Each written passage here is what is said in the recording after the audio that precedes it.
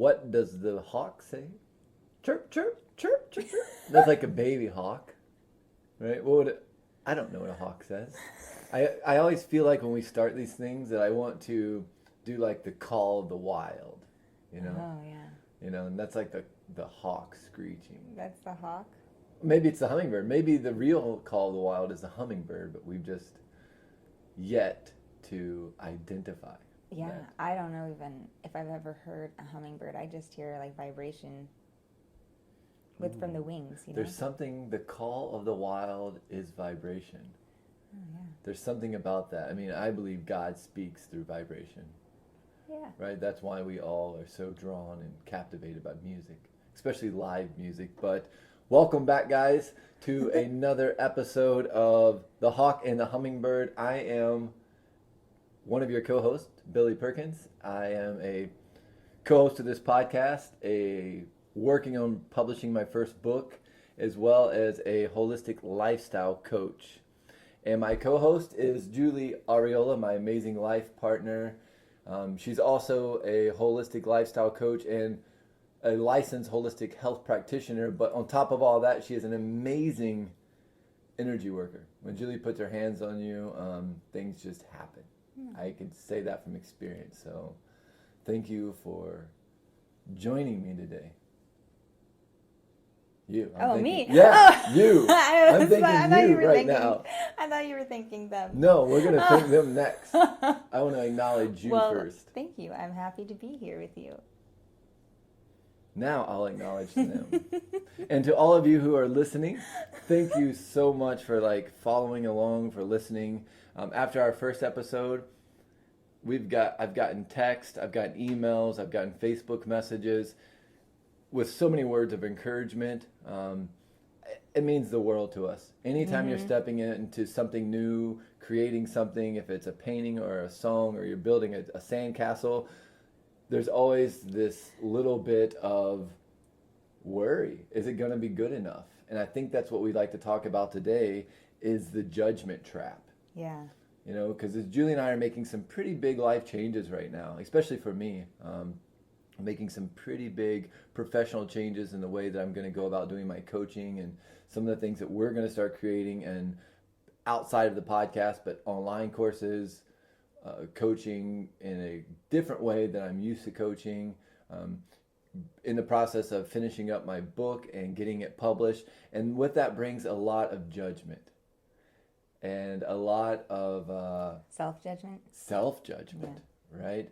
And so today, that's the thing that we thought we would spend, 45 or 50 minutes with you and just talk about the different ways that we judge ourselves, the different way we judge others, how sometimes we judge ourselves through others, and what are some practical ways that we can go about exposing this judgment and then working through it. Mm-hmm. Yeah. And I think exposing the judgment, meaning kind of shedding light on the judgment, not necessarily oh, I caught you red-handed. Yeah. Hey, judgment now. You're going down, you see. I caught you, kid. Yeah. I got you, judgment. Yeah, you're right. I know, sometimes... It sounded really whoa, expose the judgment. But we're part of a dramatic... Look who our president-elect is. We're part of a dramatic... society. This is true. Right? And I'm just another microcosm inside of the macrocosm, and so I expose shit. Yeah. I definitely have a voice of judgment that goes on in my head still. And one of the best ways that I've discovered to calm that voice has been to talk to it. Mm-hmm. And to let it kind of have its little say, and then respond to it. So, and I think in doing that, it has helped me separate from that voice of judgment.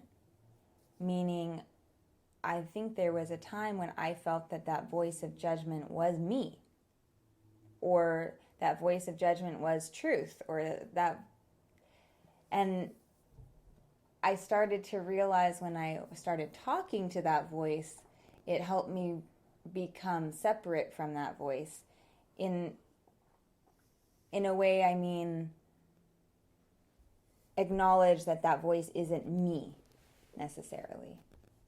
Because I think for me, when I was listening predominantly to the voice of judgment in my head and believing that that voice was me, I felt even more terrible about myself because I was thinking, I'm such a bad person. Because listen to me, I'm such an asshole, you know? And so I would judge myself for judging, and the cycle continues. It's like a perpetual loop, right? It's just on a loop. And so as soon as I started talking to that voice of judgment, it helped me separate and realize that, sure, that's a part of me, but that's not who I am. Mm-hmm.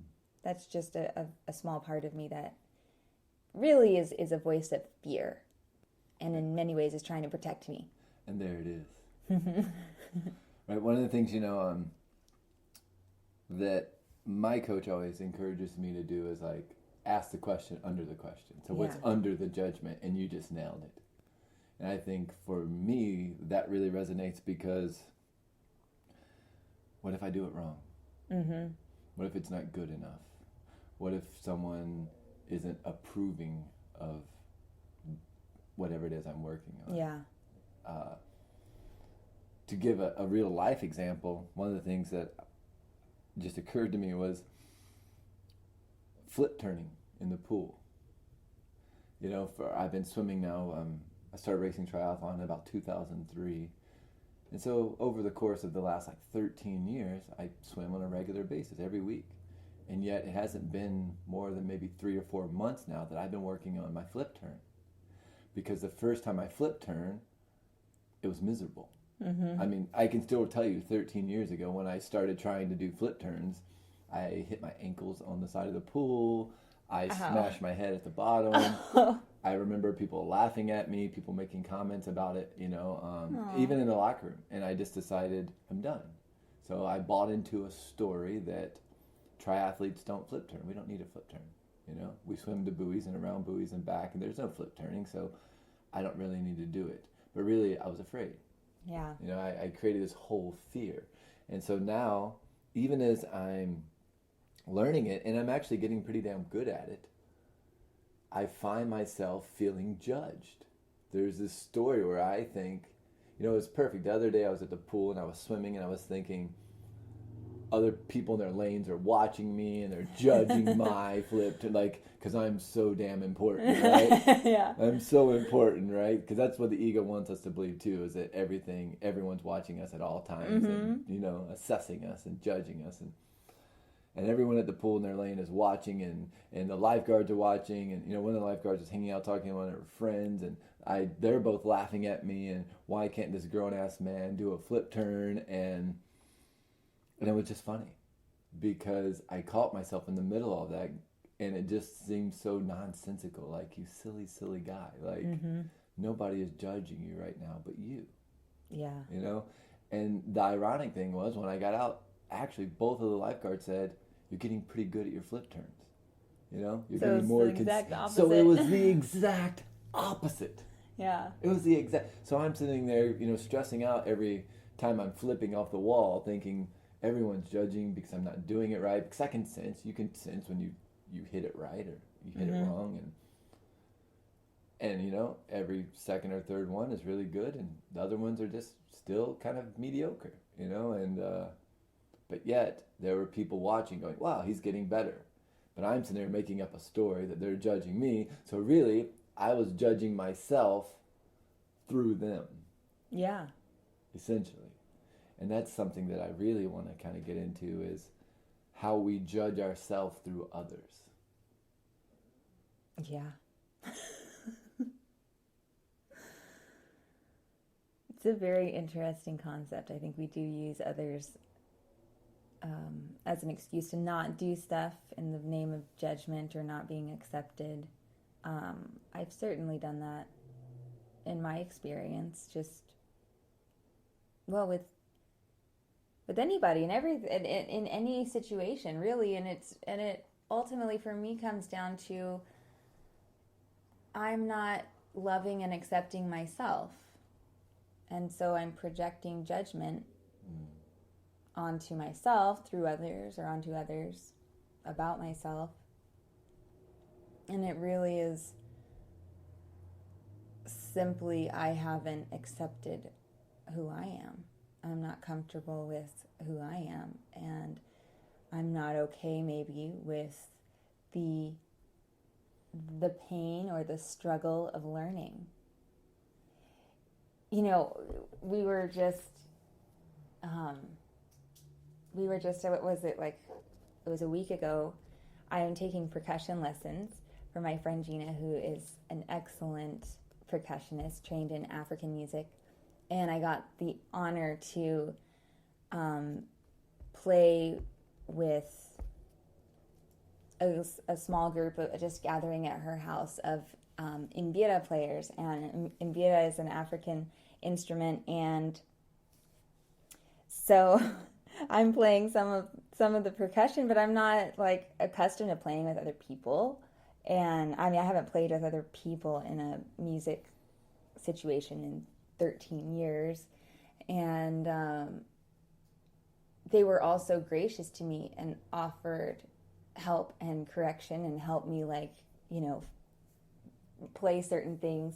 And there was one moment after we played, because they go for a long time. They were just playing for nonstop, and my arms getting tired and stuff. And I was playing with Gina at first, and so I felt a lot more comfortable. And then she's like, "Oh, I'm going to start playing the mbira," and then it's only me on the percussion, and I was like really tempted to just sit it out, to go outside and take a walk or do something else, because I was afraid of being new at something. And I was afraid of facing maybe the struggle of learning, of doing something that I wasn't exactly comfortable with. And that was again a moment to talk to that voice that was afraid of not being perfect. And so I played with them, and I messed up, and I didn't, you know, it's really fast moving. And then it's also like, it was in 3, and that's like a little bit, yeah, and they're masters. Like, yeah, they've been playing for 20 years. I want to add the other viewpoint to this story, because I don't play any musical instruments. You know, I have an amazing singing voice, I've been told. But to be allowed to sit there and have this, my own, you know, drumming, mbira, like African singing, like concert being put on, Julie wasn't just playing with a bunch of, you know, white chicks in a drum circle, right? You know, not to put white chicks under the bus, but let's just be honest. If you've ever been in a drum circle, it's not always pretty. And this isn't what we're talking about. She's talking about, you jumped in with some people that I mean, college professors of Western and ethno music. Yeah. You know, you didn't just jump in with a bunch of, like, you know, potheads at the beach with drums. Like, so when she says it was fast and it was dynamic, it was. Yeah. But you would never know that Julie didn't do this before if you just walked in the room. Oh, well, thank you. I knew. Right. So there. And I knew. Yeah. But yet there was moments where it was just so hypnotizing. Mm-hmm. And it was just such an amazing, just to be I mean, literally, I'm going to say it's top 3 all-time best performances I've ever been around. And we're in someone's living room. And it was cool. I just wanted to interject that. Yeah. Keep going. Yeah, no, so I was just saying that I chose to do it and to sit in and just to challenge myself.